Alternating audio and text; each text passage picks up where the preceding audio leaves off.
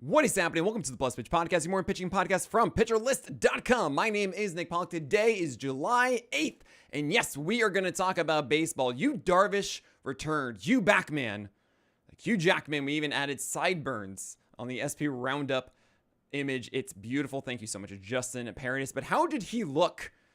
I loved it. 3.2 innings of 200 runs, 3 hits, 3 walks, 5 Ks is not the line that you really wanted. 63 pitches, but this is why he's a still ill. It's why we don't start pitchers on their first game back. We're going to do it for Tyler Glasnow because he went 80 pitches or so, and it's Tyler Glasnow. Fine.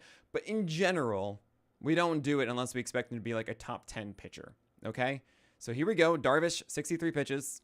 What he did was leaned a little bit too much on his curveball. It was a sub 50% strike rate on that curveball. I don't like that. But I really love the sweeper and the slider. Both of them went 80% plus strikes on them. Really nice. The fastball was a good velocity at 94. All of this was quintessential Darvish with just a little bit of weird sequencing at times. And we're happy. 12 whiffs over 63 pitches is fantastic. So you should have Darvish on your teams. It might not be great over the weekend against the Phillies. But after that, the second half, yeah, Darvish is going to be a guy you don't drop in your 12-teamer. Zach Gallen, are you going to be holding on to him now? I put him so low on the list last week, 98.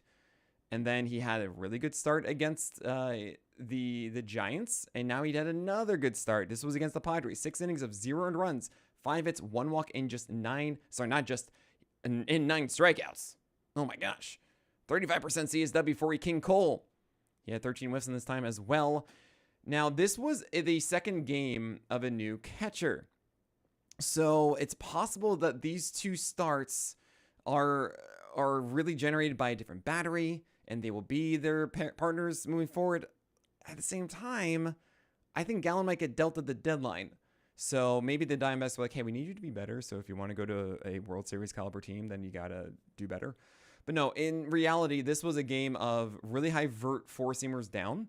They were like 18 and 19, which is really nice for Gallen, which then essentially became this massive called strike pitch. He also threw more changeups to right-handers than usual, which were a really good mix-up pitch there. And the curveball was generally down. I mean, that's really what classic Gallen is like.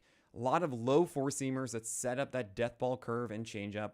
And then he also has some upstairs to just change the eye level here and there. I loved this. I hope that this is something moving forward. I feel like you got to keep going with it against the Angels. And I feel as though lefties are going to be easier for Gallen because that four-seamer down and away is easier to hit. That is down in arm side versus down in glove side against the Angels. Still, I think it's worthwhile with that changeup being part of the equation now. So you have Jansen Junk against the Reds. 6 innings, 0 runs, 1 hit, 2 walks, and 3 Ks. Oh my gosh. That's a win. And he went dancing with the disco effectively. It was more glove side. It's not like he's just kind of flipping it over as we've seen with other guys, Zach Littell.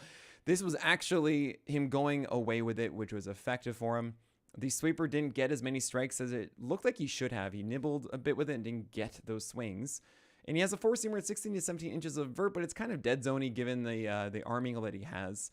And I kind of feel as if Jansen Junk got away with this a bit. There was a lot of Koufax involved. That is only 1 hit in 6 innings here with a lot of hittable pitches. I feel like Jansen Junk is not really anything special, unfortunately. And he's definitely a questionable arm against lefties. So be very careful with Junk. I don't feel like this is the next guy you got to go for.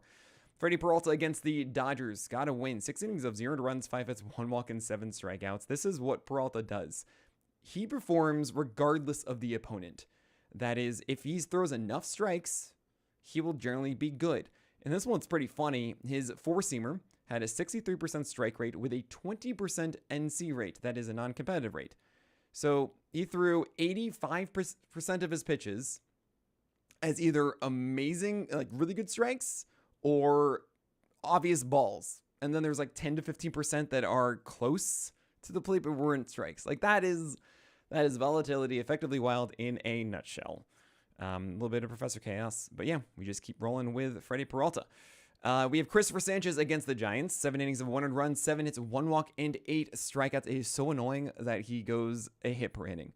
Hit per 9 is one of the better stats to look at for whip. We often look at walk rate, and yeah, obviously having a higher walk rate, sure. But hit per 9 gets overlooked. We just kind of treat it as BABIP. But we shouldn't. because sometimes you'll allow more balls in play or so, and maybe those will be more outs or maybe not. But hit per 9 essentially says, look, if you are a 9 hit per 9, you just can't have an elite whip. You just really can't. That pretty much puts you at the baseline of 1 if you have a 0% walk rate, which you won't. So you got to have like a 3% walk rate to have like a 1.1 whip or lower or so, right? Christopher Sanchez, he just constantly goes 9 hit per 9. And it's because of that sinker that gets very hittable over the zone. He just is not one of those pristine command guys. He throws a lot of strikes. It's just unfortunate. But the changeup is just so good. 8Ks. We're going to keep going with it. It's just supposed to be something that is this little ding against Sanchez to prevent him from being an ace. Jose Barrios is the great undulator. However, he got the White Sox. So 6 innings, 1 run, 2 hits, 2 walks in, 4 strikeouts. Yep, that's cool. What isn't cool is Jose Barrios going 90 miles per hour on his sinker.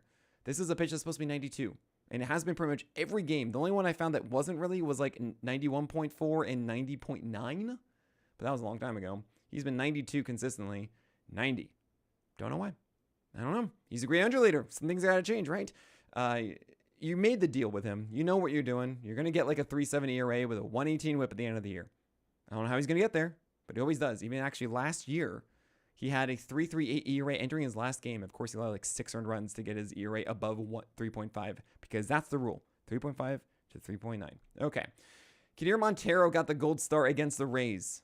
He got a win. 6 innings, 1 run, 4 hits, 1 walk in, 4 strikeouts, just 2 whiffs. Oh. He had 68 pitches to get through 6 innings. That's about 11 pitches per inning. That's incredible. That is absolutely bonkers. 88% zone rate on his 4-seamer to lefties and a 71% zone rate on sinkers to righties. I mean, he just kind of threw this over there, and the Rays were like, okay, I guess so. Yeah, it's better to be lucky than good, is what I say a lot, and this certainly was one of them. Landon Roop against the Phillies. 5 innings, 1 run, 4 hits, 2 walks, and 3 strikeouts. 0 for 31 whiffs on his curveball is shocking, to say the least. I love the fact that he's going Blake's Snell blueprint with sinkers upstairs, and then it's curves and changeups down. To throw all 100% of his pitches to right-handers were competitive. That is a 0% non-competitive rate. 0 for 41 is awesome against right-handers. But then the sinker had a 28% NC rate against the lefties, which is kind of interesting. I liked what he did with it, but a lot of them were just missing too far up and arm side out of the zone. It happens. But I like what Landon Roop does, and I feel that it's just going to get more and more polished, especially now the changeup has really entered the fray and been a real help for the past month or so, as we've seen development from him. I think he's just getting better here. You have Noah Cameron against the Pirates. Yes, blame it on the Pirates. However, 7 innings, 200 runs, 3 hits, 1 walk, 7 Ks, 18 was for Gallows Pole, as you still need to take advantage of those opportunities that you get. Noah Cameron had been limited under 6 innings for the past 3 starts or so. It was 4.2 in the last one, but that was situational, remember? Right? Because it was bases loaded, and he had 2 outs, and then decided to pull him. They let him go 190 pitches here. This is a perfect showcase of that Noah Cameron is not inherently given a short leash. It's just situational a little bit more, and I really am upset that they pulled him in that game before. He threw a lot of pitches, yes, but let him get out of the situation. Let him fight through it. This one was pretty easy for him, and I'm really impressed that Noah Cameron has a deep arsenal that he commands well, and he can get right-handers out. This was exclusively against right-handers on the Pirates. Noah Cameron had a really good changeup. He spotted his 4-seamer well. His cutter was inside. His curveball was deadly with his cutter as well. Like, it was really, really good. I like this from Noah Cameron. I really do. Richard Fitz is someone we got to talk about from yesterday's games. We're going to talk about him and everybody else after this break. Richard Fitz, a little bit of a careful Icarus against Rocky Road in Fenway. Got the win. 5.2 innings of 2 earned runs, 5 hits, 1 walk, and 6 Ks. There was a bonehead play at third base. Still can't believe that. That really extended this. I had another run, sure. But what really matters here is that Richard Fitz has an above-average fastball in the Fan 4+ of above-average extension, height-adjusted VA, vert, but it's 97 and not 95, as we saw previously. He's also had coming with intent to elevate, which is great. He has a legit slider at a 37% CSW and 8 over 35 whiffs, over 70% strikes on that. He has a sinker and a sweeper also against right-handers, and he has a really good curve for lefties. This is a complete pitcher, and I would I would wager that the Red Sox are going to lean into Fitz. Because let's be honest, Boston. Do you really want to trust Houck and Hunter Dommins as much as you are for past the All-Star break? You need Fitz. Fitz is honestly a better pitcher than Brian Bayo is right now. That's how it is in my eye. I think if he does well over the weekend against the Rays, they will have no choice but to continue rolling with him past the All-Star break. Now, I do want to alert you that the Red Sox have at Wrigley, at Philly, and then have to host the Dodgers in Fenway as their first 3 series. If Richard Fitz is the number 5, though, he would be able to get at Philly and then get at Minnesota, which is a lot easier to deal with. And let's be honest, Fitz would be the 5. So I kind of dig this. I think that Fitz is someone you should be rostering on your teams. Brady Singer against Miami, 5 innings of 200 runs, 7 hits, 1 walk in 3 cases, was in Great American Ballpark. And he has a dusty donut, and I think we collectively put a little bit too much stock into 3.6 ERA because this is not a good outing. 8 base runners and 3 Ks in 5 innings. It's just not really what you want. He gets Rocky Road over the weekend. Fine, we're going to go with that. The slider is actually located well. It's just getting fouled off a lot because it's just not as good as it used to be. And his attack against lefties, Brady Singer, still terrifies me. Shane Baz against the Tigers. It was a very poor quality start. It was 6 innings of 300 runs, 7 hits, 2 walks. Exactly 4.5 ERA, 1.5 whip at 6 exact innings. 7 strikeouts and 16 whiffs. And here's the thing with Baz. This was a game where his curveball was just off. It was the worst curveball I've seen from Shane Baz the entire season. But the fastball's still elite, and his cutter is helping. It wasn't very good, but he earned strikes with it where the curveball wouldn't. And it got him through this game. Yes, it was a loss, but he still battled through it. And in a game where Baz did not have his curveball, that he actually survived is a huge deal. The changeup was also actually pretty good against lefties, I gotta say. But just seeing this cutter, and it's not the slider from before, is a huge deal. You should very much believe in Baz at the moment. And I'm not going to let a day without his curveball convince me that he's not good at all. Because we know that's going to be a thing, right? And it's very important to think about this. When bad starts happen, is because of the thing that we were fearful of. Like, you got to ask yourself, okay, this was a scenario where X happened. Is X a likely thing to be bad moving forward or not? And it's the curveball here for Baz. Like, no, that should be an amazing curveball still. Jacob deGrom against the Angels. 5 innings of 300 runs, 5 hits, 2 walks, and 5 Ks. Very underwhelming. And he actually located fastballs incredibly well at a right-hander. Same with this slider. The slider, though, did not get as many bites as we normally see. And it did get a bite on a 2-0 slider. Oh boy, that was launched over the left field fence. It was the worst slider he threw all day, just location-wise. In a terrible situation, 2-run shot, and that kind of ruined his day. But he should destroy Houston. I mean, this was 98 miles per hour with a really good command against right-handers. Great. Yoshinobu Yamamoto got bamboozled. I watched all of this one. He struggled to find the zone a lot. He got himself in bad counts and got some hits on that. He had 2 walks. And there was a horrible slider, a 2-strike slider to Andrew Vaughn that was just demolished. I mean, it was just a hanger upstairs. He already swung and missed on 2 of them already in that at bat. Oh, man. It was really unfortunate of a game of, like, when things could go wrong, they did. Where Betts even underthrew a ground out that would have ended the inning, and it was an error that extended it past the initial 300 runs, and it just knocked him out of the game. He threw 41 pitches, and they had to take him out. So Yamamoto had many opportunities to escape it. He didn't. It just didn't go his way. Don't worry about it. What are you going to do? Yusei Kikuchi against the Rangers did not have the strikeout explosion. It was 5 innings of 400 runs, 6 hits, 2 walks, and 4 Ks. Very disappointing. And his four-seamer had a horrible 20% non-competitive rate. It should be 10% or under. His 53% strike rate on that pitch led to more sliders and curveballs down the middle of the plate, and there you go. But what is interesting is that over the last 5 starts, really there's been one amazing one, and then one strikeout game that was great, and he's had this really good run. That one strikeout game was a 1.6 height adjusted VAA. It's kind of how it was. A very flat attack angle, very good for his four-seamer. But since then, it's been actually this 1.2. And also lower extension 6.7 as opposed to 7.